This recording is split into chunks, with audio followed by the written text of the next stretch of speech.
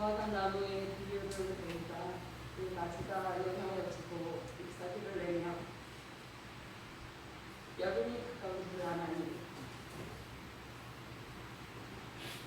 이와 같이 너희도 이 모든 일을 보거든 인자가 가까이 있고 눈앞에 있는 줄 알라. 내가 진실로 너희에게 말하노니 이 세대가 지나가기 전에 이 일이 다 이루어가리라. 아멘. 하나님 감사드립니다. 오늘도 주님 앞에 나와 예배에 드릴 수 있도록 주님 발걸음을 인도해 주신 선물 감사드립니다. 오직 여호와는 그 성전에 계시니 온 땅은 그 앞에 잠잠하시니라. 성령님 함께 예배드리는 이 시간 주님 앞에 온전히 경건한 예배 시간 되게 하옵소서. 누구도 방해할 수 없는 이 시간 주님께 영광을 올려드리는 시간 되게 하옵소서.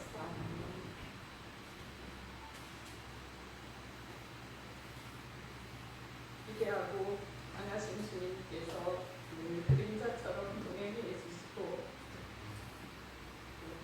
모든 상황을 살펴주옵소서.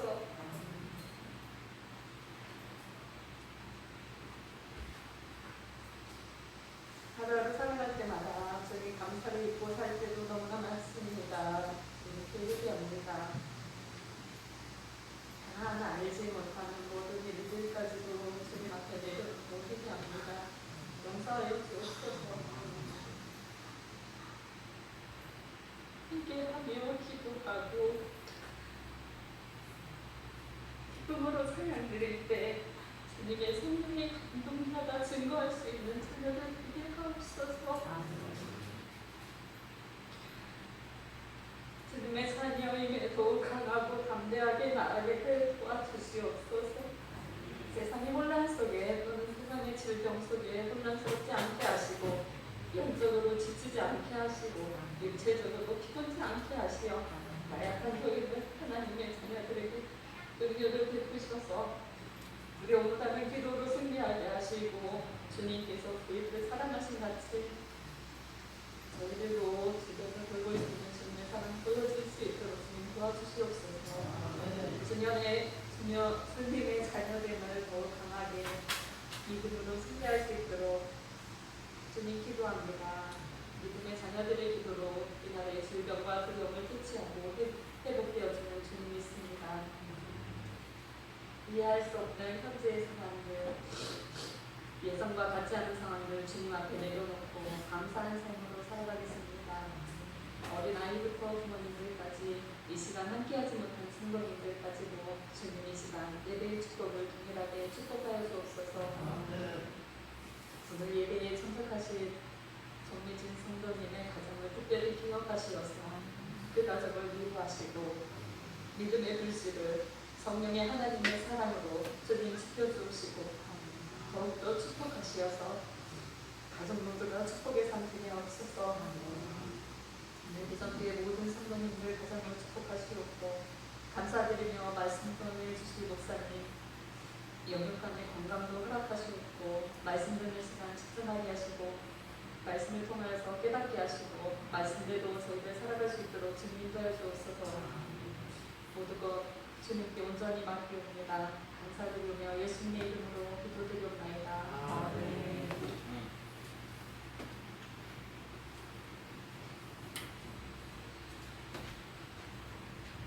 교회 소식 전해드리도록 하겠습니다.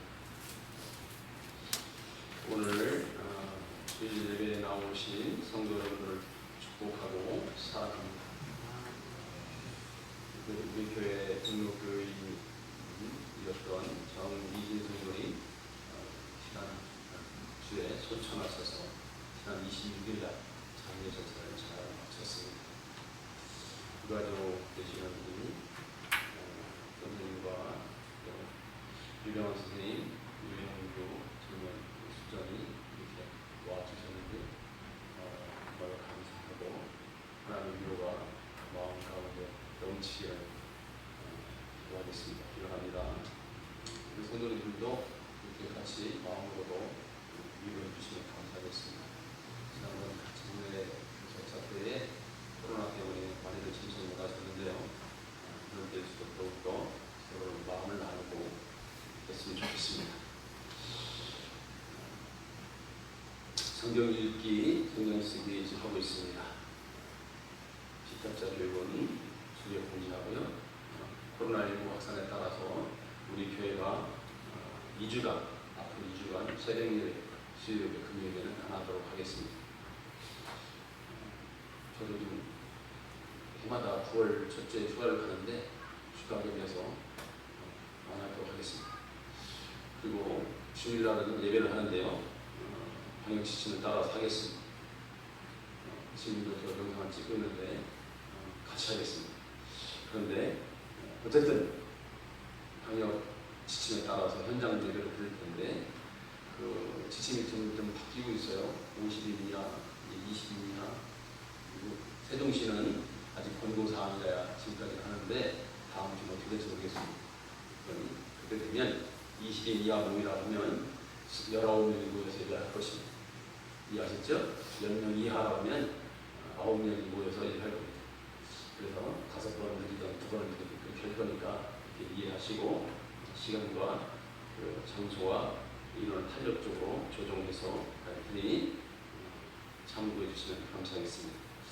하나님 말씀 고린도후서 4장 10절 말씀입니다.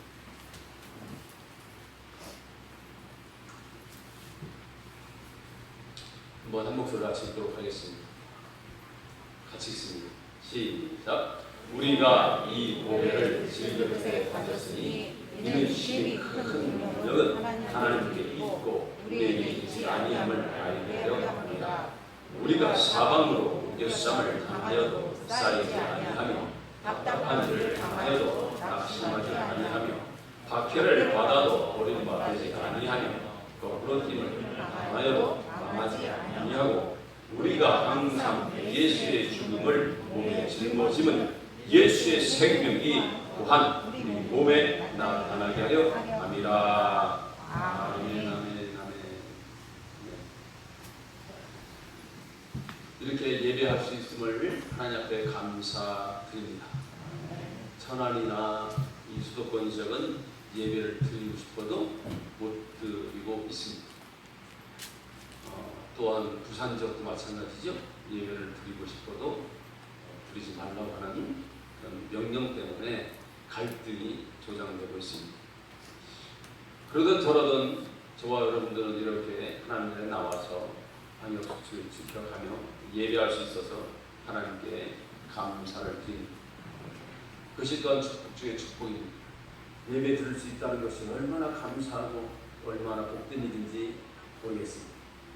사실 이 자리에 우리 성도님들 많이 못 나오셨습니다.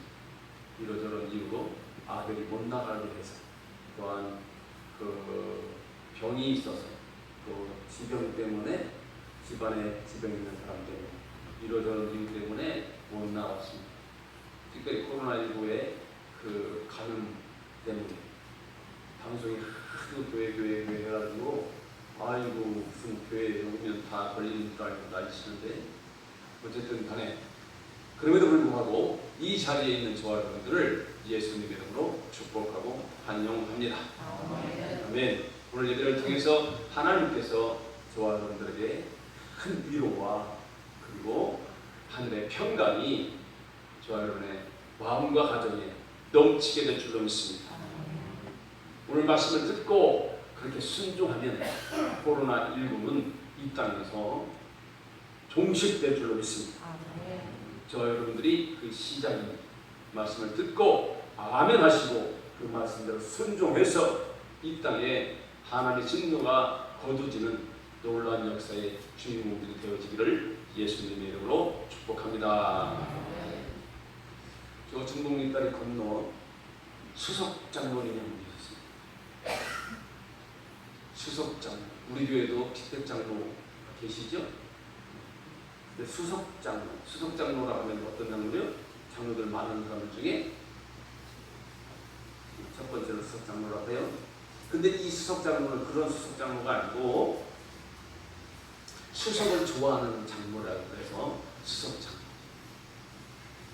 어느 날 그 조천 밑에 거기 가서 돌을 고르다 보니까 못 골랐어요. 근데 그 위에 보면 그 순대국밥집 있어요. 소머리 같이. 그런데 거기에 강아지가 한 마리가 딱 한 마리 있어. 뭐가 있었다고요? 강아지가 있었어. 근데 그 강아지 밥그릇이 돌그릇이야. 야, 개밥그릇이 돌그릇이야. 근데 그 돌그릇 가운데 어마하게 주머니 하나 딱 박혀 있는 거야. 그래가지고 그 돌그릇이 욕심이 났을까 안 났을까? 욕심이 나가지고 주인장한테 묻습니다. 주인장, 이 강아지 좀 나한테 파시오.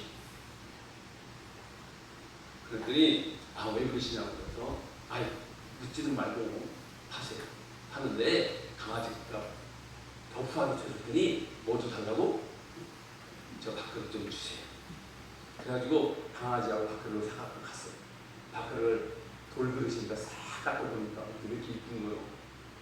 밝은 데다가 가운데 점 하나 딱 있는 거요. 시커멓게. 오라, 이게 태양이로구나. 태양의 흑점이로구나. 이렇게 생각하고 이 그 수석이 이름을 뭐라고 했다고? 태양. 근데 그거를 자랑했을 거 아니에요. 근데 보는 사람마다 팔을 해요. 강아지가 7만 원 주고 사왔는데 어떤 사람은 20만 원 준다고 하고 어떤 사람은 100만 원 준다고 하고 어떤 사람은 1000만 원 준다고 하네. 이게 웬일이고? 그래가지고 보석집에 가가지고 그 돌을 보여줬어. 그랬더니 꾹꾹 하더니 이렇게 뭘 쓰고 보더니만 침을 이렇게 삼키더니 이거 나한테 다시 그러는 거. 그러니까 대체 이게 왜 그러는 거 같더니 이거는 보석 중에 보석이에요. 나한테 다시 그것만 주시면 얼마나 이겼고 이건 부르는 값이 얼마 드릴까요? 이야, 이 수석장로가 기분이 좋았을까 안 좋았을까? 기분이 째지는 거지. 그래가지고 됐어요. 그래서 이제 딱 들고서 저 중문이 딸을 건너가는데 너무너무 기분이 좋아. 기분이 좋아 안 좋아? 기분이 좋다. 근데 기분이 좋은데 말이야. 너무너무 기분 좋아. 그 노래 부르고 하는데 어떻게 했을까? 그렇지. 어떻게 하셨을까? 놓쳤어. 근데 그게 딱 깨져버렸네. 깨진 것까지는 좋은데 그 안에는 흑점이, 흑돌이, 그 보석이 땡으로 굴러가더니 어디로 빠져?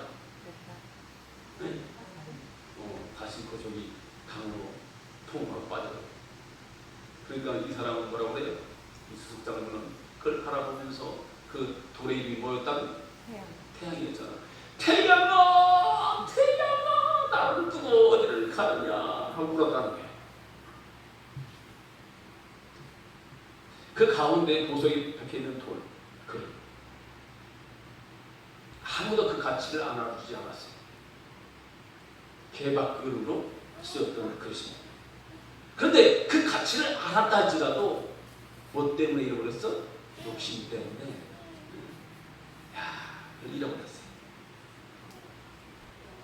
여러분들은, 저와 여러분들은 얼마만큼의 값어치를 지니고 사십니까? 오늘 본문 속에는 돌그릇이 아니라 질그릇이 나옵니다. 돌로 만든 것도 아니고 흙으로 만든 뚝배기 같은 그릇입니다. 그런데 그 그릇 안에 무엇을 담느냐에 따라서 그 가치가 달라집니다.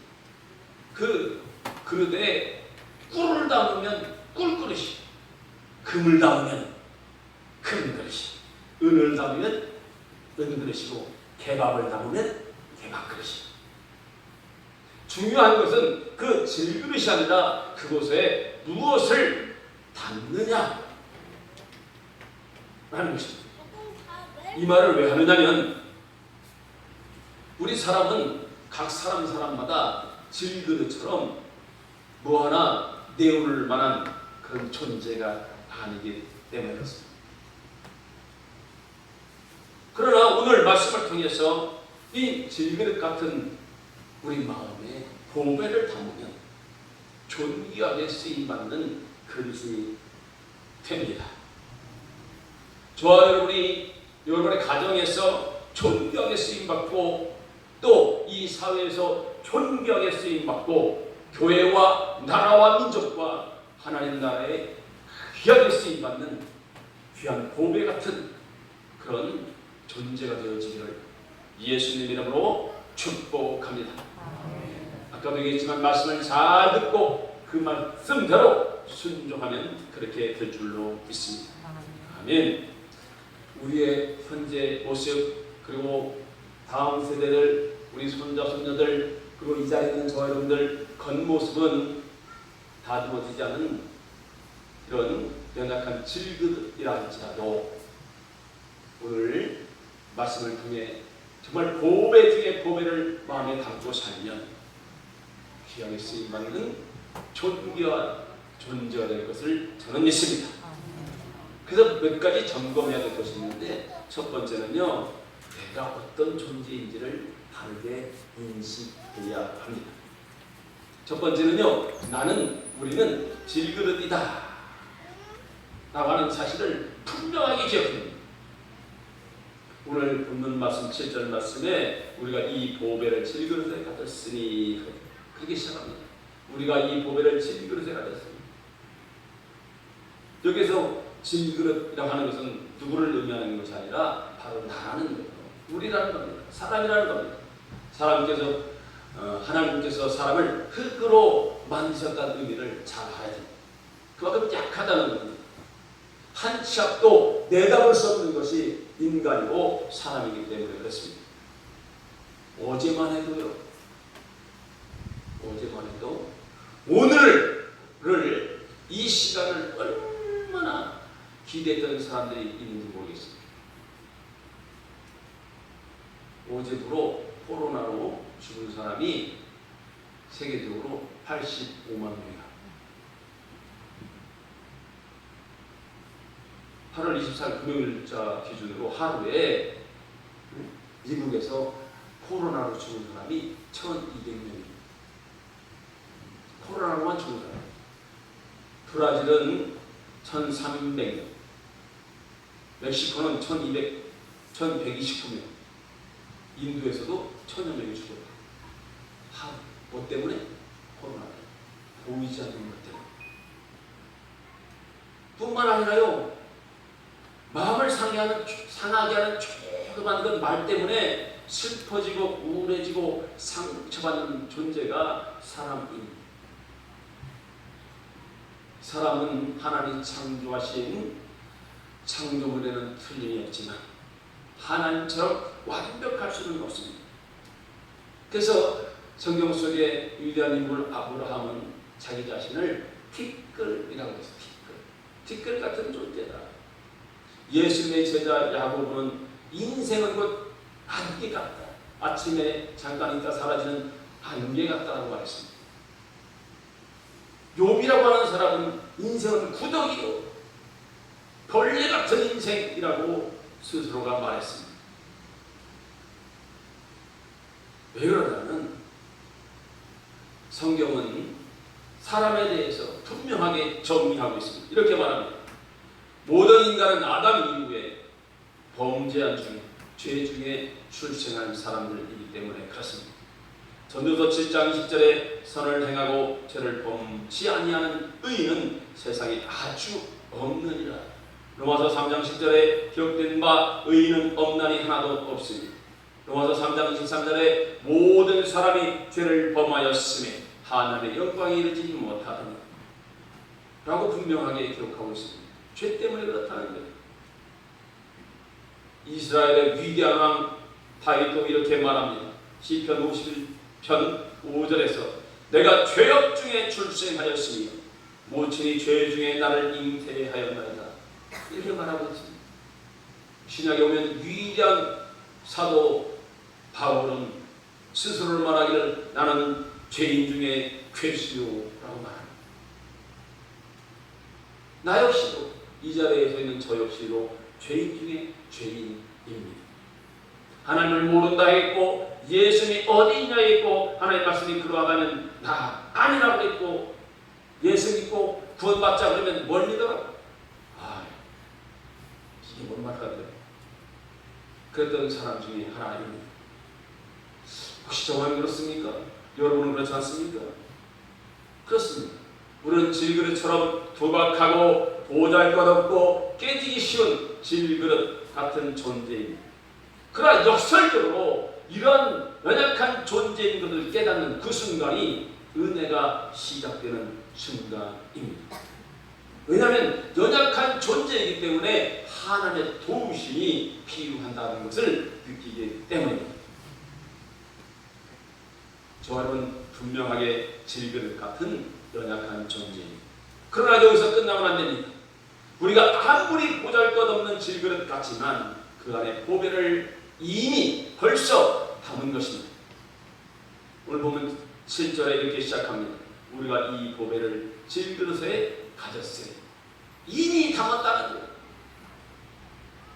그런데 여기서 보면 이 보배가 무엇일까요? 우리 교회에도 황보배 우리 권사님 계신데 이 보배가 뭘까요? 그 보배라는 정의가 학개서 2장 7절에 있습니다. 또한 만국을 진동시킬 것이며 만국의 보배가 이르리니 내가 영광으로 이전에 충만케 하리라. 만군의 여호와의 말이니라. 아멘. 만국의 보배가 오겠다. 자, 그렇다면 누구를 말할까요? 바로 예수님을 말하고 있음을 믿으시기를 예수님의 이름으로 축복합니다. 왜 그럴까요? 예수님이 곧 하나님이시기 때문에 그렇습니다. 히브리서 1장 3절에 이는 하나님의 영광의 광채시요 그 본체의 형상이시라 라고 예수님에 대하여 분명하게 기록합니다. 빌립보서 2장 6절에도 말합니다. 그는 근본 하나님의 본체이시나 하나님과 동등됨을 취할 것으로 여기지 아니하시고 아멘.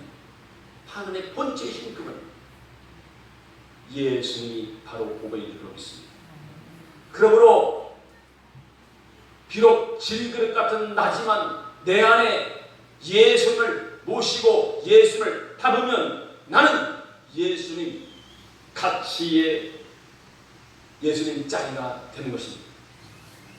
내 마음에 예수님을 담으면 나는 하나님의 자녀가 되는 것입니다.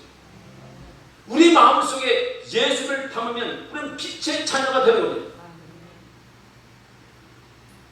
만국의 창조주 그 역사가 대단하시고 위대하시고 강대하신 그 하나님이 내 마음속에 들어오시는 것입니다.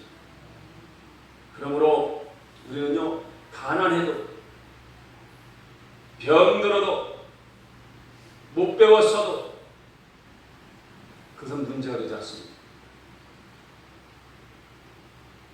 내 마음속에 예수님이 계십니다.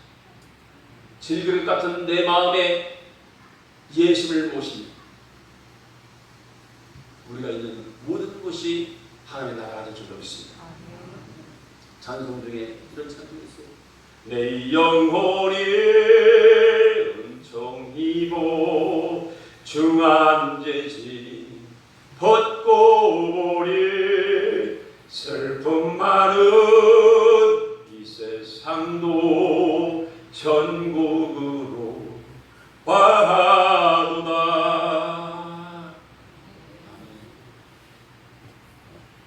초막이나 궁궐이나 구주 예수 모신 것이 그 어디나 하늘나라. 그래서 우리는요 주님을 따라가는 그 길이 힘들어도 고통스러워도 어려워도 함께 할 수 있는 겁니다. 주 따라가는 길 험하고 멀어도 찬송을 부르며 뒤따라가리라. 나 주를 모시고 영원히 살리라. 날마다 섬기며 주 함께 살리라. 새 생명 얻은 자 영생을 맛보리. 주님을 모신 맘 새 하늘이로 다. 아멘. 주님을 모신 마음이 새 하늘. 예수를 내 안에 모시면 저와 여러분이 서 있는 그곳이 바로 하나님의 나라가 임하고 하나님의 나라가 될 줄로 믿습니다. 사도 바울은 예수를 만나기 전에 박해자요, 핍박자요, 폭행자요, 또한 사람을 잡아다 죽이는 데 내어주던 고발자였습니다. 그런데 그 주님을 만나고 예수를 자기 마음속에 모셔드리자 그는 인생이 180도 바뀐 줄로 믿으시면 아멘. 그렇습니다. 우리가 아무리 보잘것없는 질그릇임에도 그 안에 예수 그리스도의 그 보배를 담으면 우리는 하나님의 존귀한 존재로 이 땅을 살게 됩니다. 그렇게 되면 내 안에 예수를 모시면 어떠한 어려움도 극복할 수 있게 됩니다. 모든 것에 승리하게 됩니다. 오늘 본문의 8절 9절입니다. 같이 한번 읽어보시기 바라겠습니다. 같이 한번 읽습니다. 8절 9절입니다. 시작. 우리가 사방으로 우겨쌈을 당하여도 쌓이지 아니하며 답답한 일을 당하여도 낙심하지 아니하며 박해를 받아도 버림받지 아니하며 거꾸러뜨림을 당하여도 망하지 아니하고. 아멘. 여기 보면은요, 우겨쌈을 당하여도 쌓이지 아니하며, 우겨쌈이 그 원어를 좀 찾아봤어요. 그랬더니 그 의미가 어떤 의미냐면 포도주 틀에 포도주를 만들려고 포도주를 넣고 그리고 발로 밟고 짜내는 거, 실어 누르는 거, 그런 의미가 그 원어 속에 들어있습니다. 우겨쌈이 그렇다는 거예요.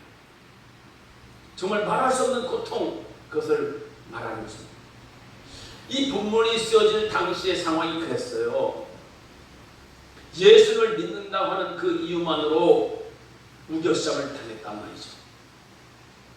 이 글이 쓰여질 무렵에 로마의 박해가 시작되었어요. 예수를 믿는다는 그 이유만으로 사자밥이 되어야 됐습니다. 온몸의 기름이 촥 발라진 채 나무에 매달려서 불킴을 당해야 됐어요. 인간 횃불이 되어야 됐던 시대가 그 시대입니다. 그렇지만 그런 우겨쌈이 그들의 신앙을 꺾을 수가 없었습니다. 왜냐하면 그들의 마음속에 예수님이 보배 중에 보배, 이 세상 무엇보다도 바꿀 수 없는 보배가 그 안에 있었기 때문에 그렇습니다. 오늘 본문에는 또 이렇게 말합니다. 답답한 일을 당하여도, 그래서 답답한 일은요, 갈 길을 잃어 우왕좌왕하는 상태를 말하는 것입니다. 서쪽으로 가야 될지 동쪽으로 가야 될지 인생의 갈 길을 못 잡는 겁니다. 성경에는 예수 믿는 사람들이 이런 일을 당하지 않는다라고 말하지 않습니다. 예수 믿는 사람들도 이러한 답답한 일을 당할 수 있습니다. 그러나 답답한 일을 당하여도 낙심하지 아니한다라고 말하고 있습니다. 예수가 보배가, 그 보배 중에 보배가 내 마음 가운데 있으면 답답한 일을 당해도 낙심치 아니합니다. 요셉이라고 하는 사람이 그랬습니다. 동서남북 아무리 돌아가도 빠져나갈 방법이 없는 구덩이에 갇혔습니다. 그래도 낙심치 않았습니다. 형제들로부터 억울하게 버림을 받았고 온 나라에 애굽이라고 하는 그 나라의 종으로 팔려갑니다. 그래도 낙심치 않습니다. 팔려간 그곳에서 하나님을 잘 섬기려고 범죄하지 않으려고 정직했다가 오히려 감옥에 갇힙니다. 그럼에도 불구하고 그는 낙심하지 않습니다.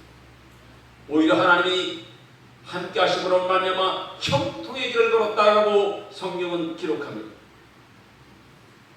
본문은 계속 말합니다. 9절 말씀에 박해를 받아도 버림받지 아니한다라고 말합니다. 그래서 박해는 무엇입니까? 말 그대로 예수 믿는 것, 그것 때문에 옥에 가두고 사람 취급을 하지 않는 것입니다. 그럴 수 있습니다. 아무 이유 없이 예수만 믿는다는 그 이유만으로 사람들은 욕하고 때리고 힘들게 할 수 있습니다.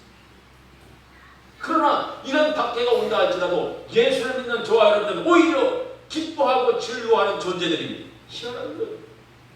왜냐하면 우리 주님이 그것을 예상했고 예언했고 또 명령하고 있기 때문에 그렇습니다. 마태복음 5장 11절에 이렇게 말씀합니다. 나로 말미암아 너희를 욕하고 박해하고 거짓으로 너희를 거슬려 모든 악한 말을 할 때에는 너희에게 복이 있나니 기뻐하고 즐거워하라. 하늘에서 너희의 상이 큼이라. 너희 전에 있던 전자들도 이것이 박해하였느니라. 아멘. 아멘. 박해가 거듭될수록 기뻐하고 즐거워요. 하늘의 상급이 크다라고 말합니다. 이 말씀을 그대로 믿었던 바알과 시라는요, 예수님인 것 때문에 갇혔습니다. 매를 맞았습니다. 그러나 그들은 그 중에서도 한밤중에 소리를 높여 기도하고 하나님을 찬송함에 죄수들이 듣고 간수들이 들었습니다. 왜냐하면 그들의 마음 가운데는 예수 그리스도가 있었기 때문에 매를 맞아도 옥에 갇혀서도 찬송을 부를 수 있었던 것입니다. 그것도 조그맣게 부르는 것이 아니라 죄수들이 다 듣고 간수들이 들을 정도로 크게 불렀습니다. 예수 믿는 사람들은요, 어떠한 박해가 온다 할지라도 우리는 그것에 굴복할 수 없는 존재들입니다. 예수님이 우리의 생명 되시기 때문에 그렇습니다. 코로나19 사태로요, 한국 교회가 박해를 받는 시대가 되었습니다. 독자는 이렇게 말합니다. 무슨 박해냐 그게, 방역 차원에서 한 방편으로 그렇게 하는 거지 무슨 박해야 라고 말하는 사람들도 있습니다. 그럴 수 있습니다. 그들의 이해는 그럴 수 있습니다. 방역 차원이라면 모든 국민과 모든 모임과 모든 사람이 모이는 것은 다 동일하게 적용돼야 합니다. 근데 그렇지 않기 때문에 박해라고 말하는 거예요. 왜냐면요, 지난주에 서울과 부산과 모든 지역에 대면 예배를 명령했어요. 못하다.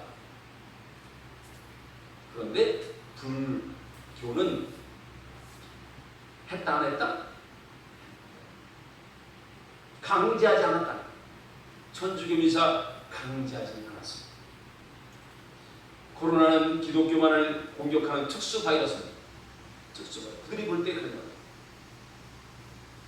현장 예배하는 사람들이 코로나19의 전파의 근원인 것처럼 언론들은 얼마나 떠들고 난도전하는지 모르겠어요.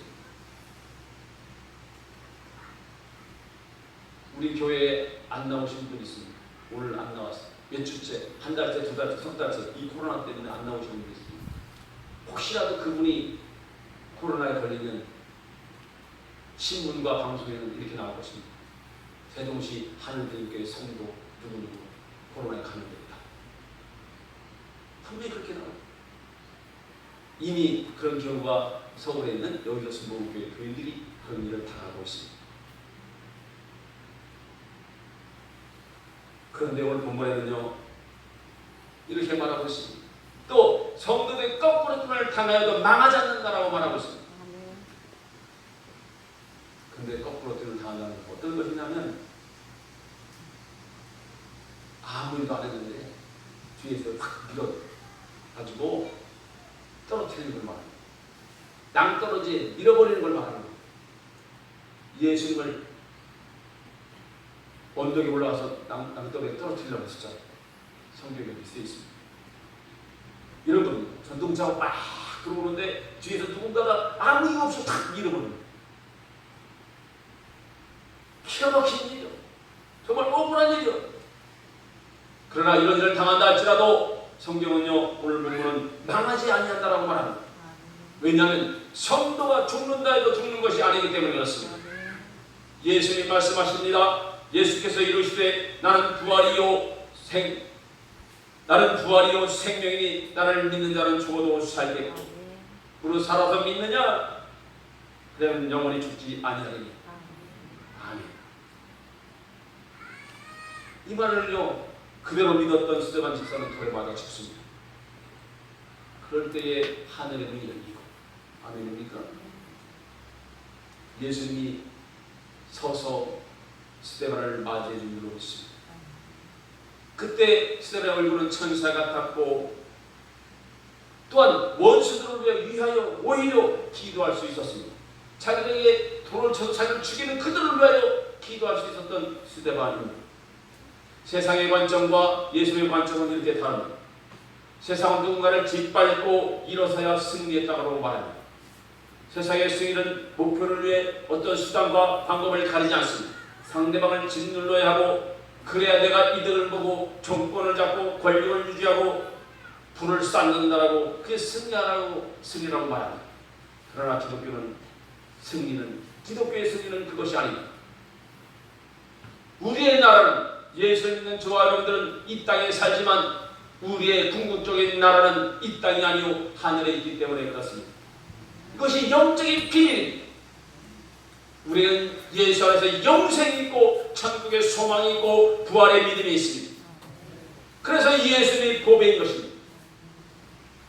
우리는 승리의 예수님 안에서 영생을 믿습니다. 그러므로 예수님이 우리 안에 계시면 이 영적인 승리를 위해서 어떠한 어려움 속에서도 더 견디고 승리할 수 있는 힘을 우리에게 주십니다. 예수 믿는 사람들의 승리가 무엇입니까? 그것은 참는 것입니다. 오래 참는 것입니다. 오래 참는 것이 이기는 것입니다. 견디는 것이 이기는 겁니다. 영원한 천국을 바라보는 것이 승리입니다. 우리의 목숨을 요구하는 그 자리를 할지라도 우리의 생명을 요구하는 그 자리를 할지라도 예수님이 나와 함께하고 있는 그것이 승리의 자리이고 승리의 비결입니다. 예수님이 직접 말씀합니다. 우리가 신앙하고 우리가 믿는 우리의 보배 되신 하나님 되신 예수님이 직접 말씀하는 겁니다. 마태복음 10장 39절에 자기 목숨을 얻는 자는 잃을 것이요 나를 위하여 자기 목숨을 잃는 자는 얻으리라.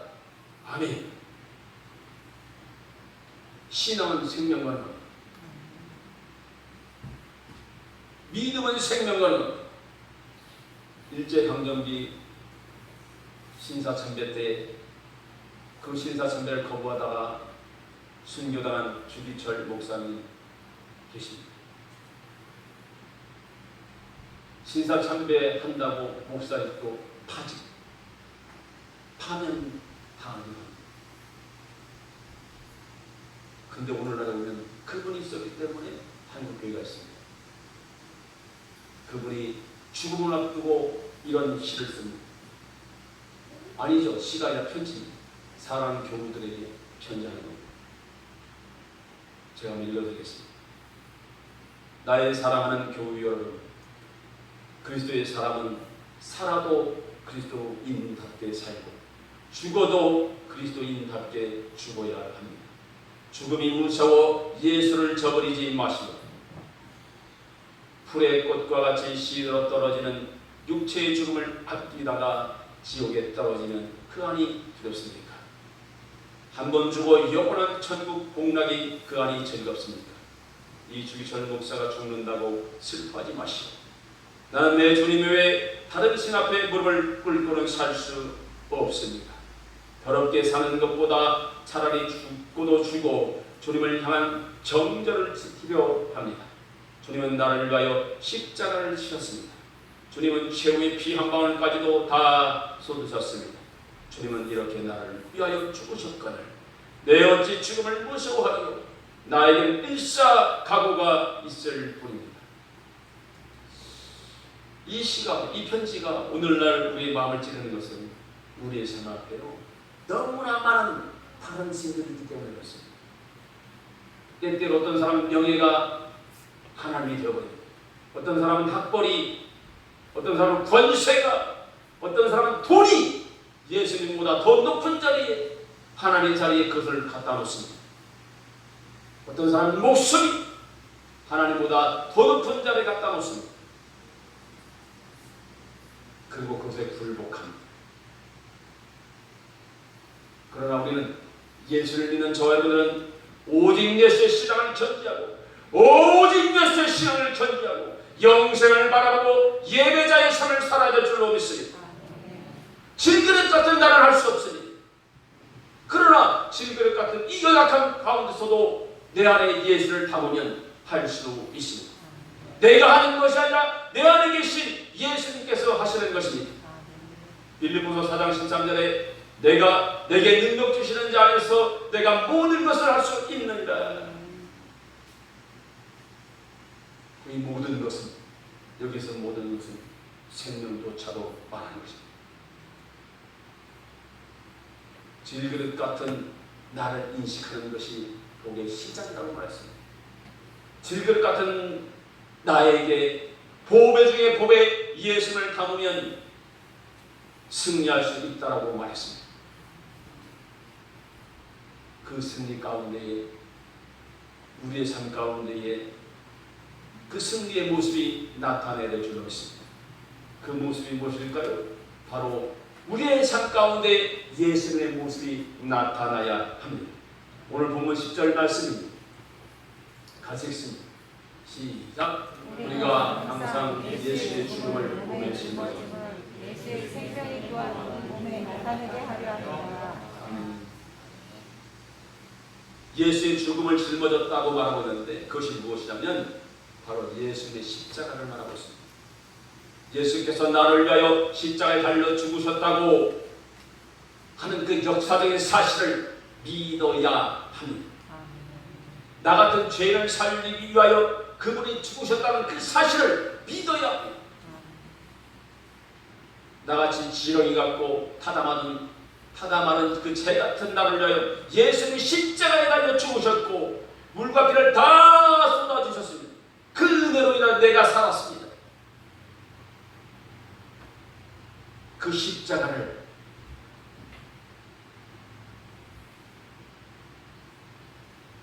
우리는 나타내야 한다는 것입니다. 우리의 삶 가운데 나타나야 합니다. 나의 삶 속에 내가 아니라 예수님이 나타나야 합니다. 그 말의 의미입니다. 그렇다면 나의 삶 가운데 예수님의 삶이, 예수님의 모습이, 예수님의 사랑이, 예수님의 정신이, 예수님의 성품이 나타나야 한다는 의미인데 그 의미는 어떤 것이냐? 예수는 우리에게 부탁합니다. 그리고 명령하십니다. 세 계명을 주노니 너희가 서로 사랑하라. 내가 너희를 사랑한 것 같이 서로 사랑하라. 아멘입니까? 예수님이 나를 위하여 죽으신 것처럼 우리도 예수님의 명령을 따라 서로 사랑하며 사랑하다가 죽어야 합니다.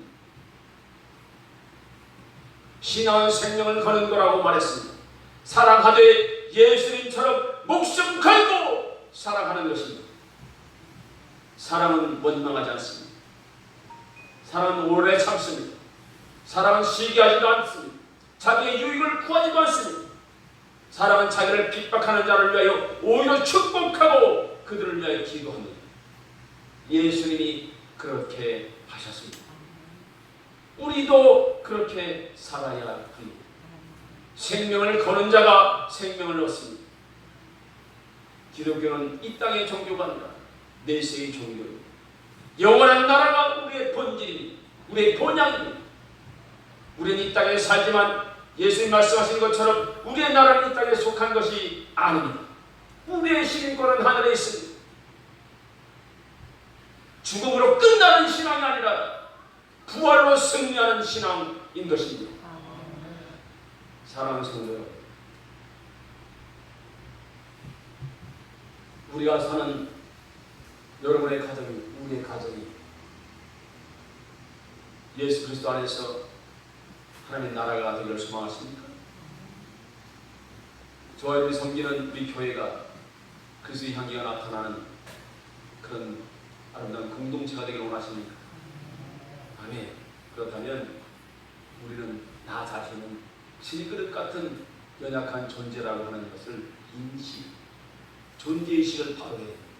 이 연약한 이 그릇 가운데에 보배 중에 보배 창조주신 하나님이신 그분 예수님을 받아들여야 합니다. 그것이 바로 승리의 비결입니다.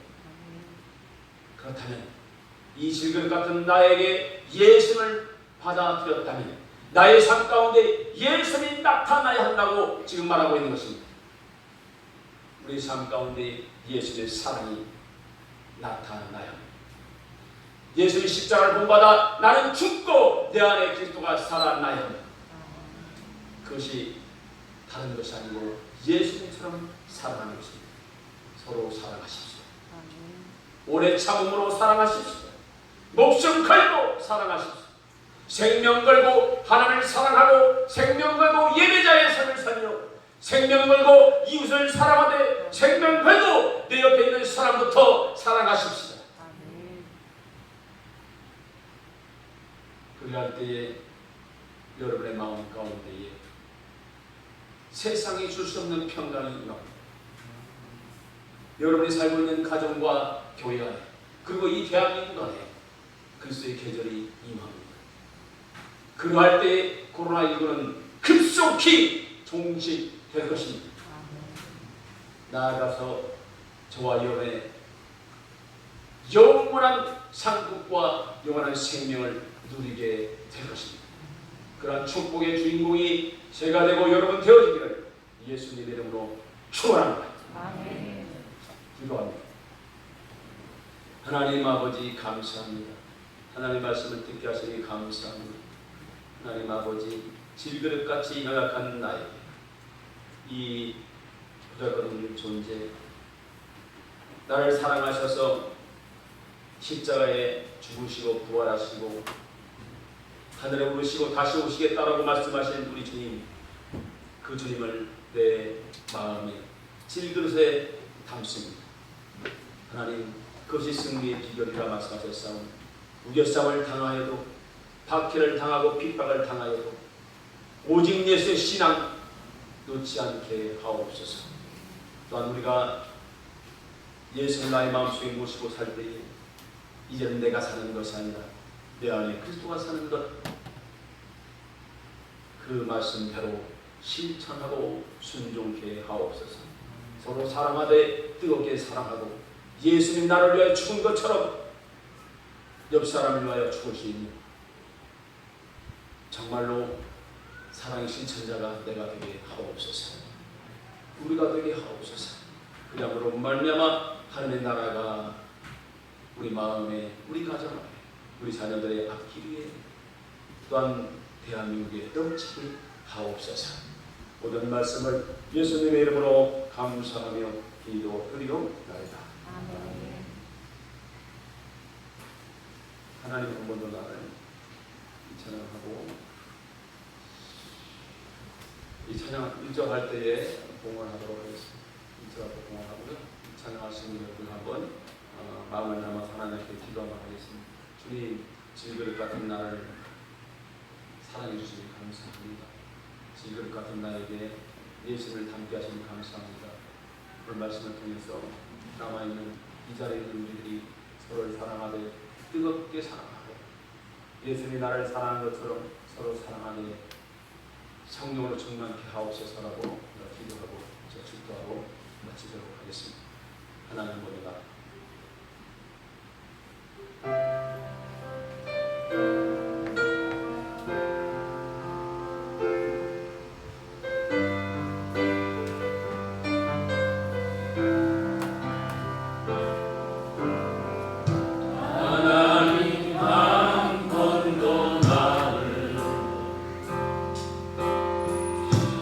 실망시킨 적 없으시고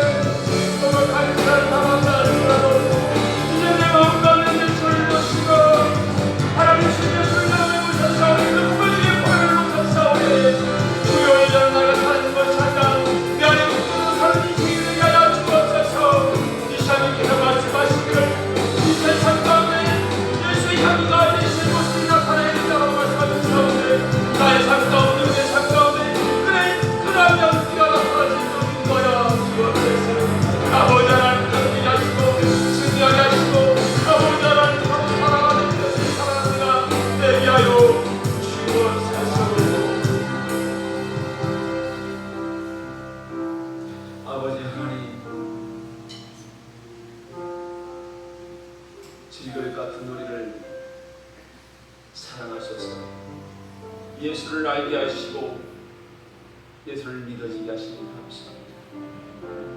하나님 아버지, 이제 우리의 남은 생이 주님 앞에 서는 그날까지 나의 삶 가운데 내가 아니라 예수님이 나타나게 하옵소서. 예수의 성품이 나타나게 하옵소서. 예수의 사랑을 실천하게 하옵소서. 아버지 하나님, 예배 가운데 흐려진 예물을 위해 축복하셔서 30대, 60대, 100대를 넘어 천년 한 명만 배 세상에 줄 수 없는 기쁨으로 감사로 평강으로 넘치게 하옵소서. 이제는 우리 주 예수 그리스도의 은혜와 하나님 아버지의 극진하신 사랑하심과 성령 하나님의 도우시고 인도하시고 함께하는 역사가 이 거룩한 날 복된 날에 생명을 다하여 주님 앞에 나와 예배하며